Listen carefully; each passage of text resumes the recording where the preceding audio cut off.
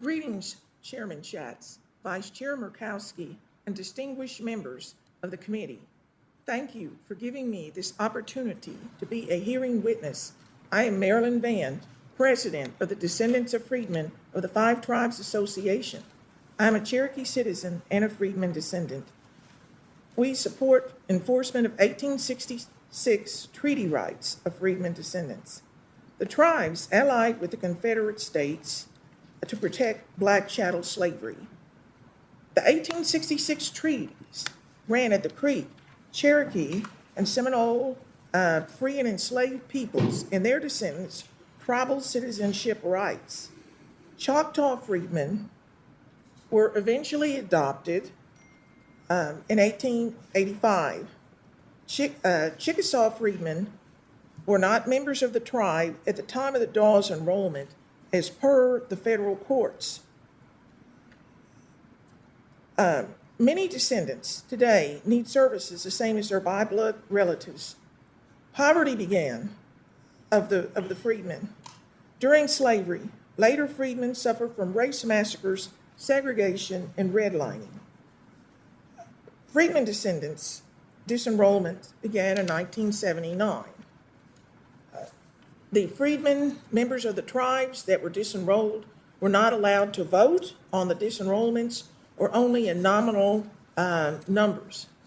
Currently, only Cherokee Nation works to fulfill its treaty obligations to freedmen. As a result of past and current systemic racism, descendants need help of the senators. Some that need help include Creek Freedman descendant, Mr. Lovett of Okmulgee, a senior citizen on disability. He needs rental assistance. Can the tribes change without congressional and federal intervention? History says no. Cherokee Nation only came into compliance in 2017 after federal court decisions in Cherokee Nation v. Nash and Vann and passage of Freedmen Protective Language in the 2008 Nahasta Reauthorization Act. Even today, some council persons and candidates for tribal office run anti-freedmen rights campaigns.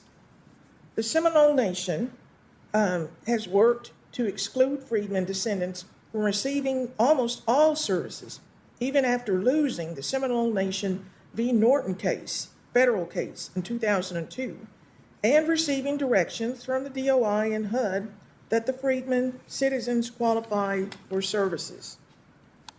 Their leadership has branded the freedmen as citizens rather than members, which legally means the same, and reissued freedmen tribal IDs that state zero blood quantum and voting benefits only.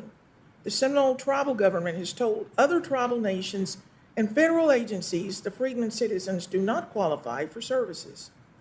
In October 2021, Seminole freedmen began receiving medical services after the IHS sends orders to all chiefs and tribally operated health units that the freedmen citizens qualify for the health services. This came after my visits to the Rockville IHS headquarters with Seminole Councilwoman Sampson, who is here today, requesting urgent help. The freedmen elders dying from COVID-19, such as Mr. Thomas, whose wife was on the council, was covered by the national press when tribal and IHS COVID vaccines were denied to Seminole freedmen, tribal citizens, but given to other members of the tribe. The Muscogee Creek Nation stresses the validity of Article 3 of its 1866 treaty, which confirmed the reservation, Seamagurt v. Oklahoma, but is silent on Article 2 of the same treaty that granted the enslaved people and their descendants the right to share in the national funds and all the rights of Indians, Article 2. Creek freedmen descendants went to tribal court, but have been waiting for a judge to be assigned to the case since February 2021. The Creek Nation issued $4,500 checks from COVID-19 funds to each by-blood citizens. Not a nickel went to the Creek freedmen, a clear violation of that treaty. By the way, the Seminole Nation leadership denied the freedmen citizens its share of the COVID funds as well. This committee can assist the freedmen. Here are some suggestions. We ask Congress to write legislation that includes freedmen descendants in appropriations, new programs, or reauthorization of old programs or entitlements that benefit the nations. This must be done by congressional language. The DOI can register freedmen descendants, giving those that provide proof of descendancy of a Dawes enrollee a letter confirming the person is a treaty heir who qualifies for federal services.